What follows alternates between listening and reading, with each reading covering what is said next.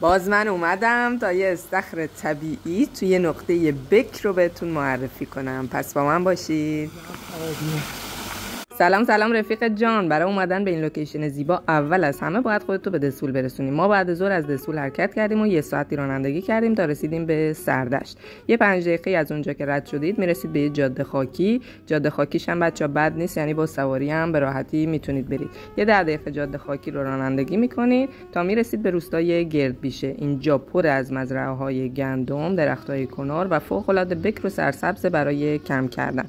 ما اینجا رو برای کمپمون انتخاب کردیم، چادرها رو برپا کردیم و طبق معمول من رفتم ببینم اطراف چه خبر. وای بچه‌ها، فکر کنم رو هر درختی 500 تا گنجیش بود. صداشون رو گوش بدین. اصلا یه طور عجیب غریبی صدا میدادن. اینجا علاوه بر اینکه گنجشک و درخت زیاد داشت، پر بود از گلای بابونه. من یه نخ و سوزن بردم و یه گردنبند خوشگل برای خودم درست کردم. شب که به تاریکی خورد رفتیم سراغ بساط شام و یه کباب خوشمزه بر بدن زدیم و زیر نور ماه ستاره ها رو تماشا کردیم و یکم شب نشینی کردیم و خوابیدیم.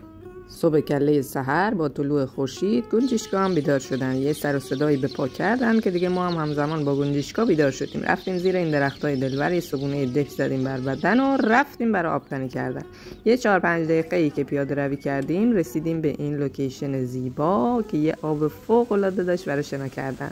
بچه اینجا برای اسفند ماه تا اوایل اردیبهشت یه گزینه مناسب برای کمپ کردنتونه، چون هم بکره، هم طبیعتش فوق العاده است، هم امنه.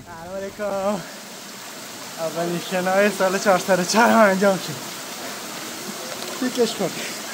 امیدوارم از این ویدیو لذت برده باشین و برای دیدن نقاط بکر بیشتر ما رو دنبال کنید. مرسی از حمایت و دلگرمیتون.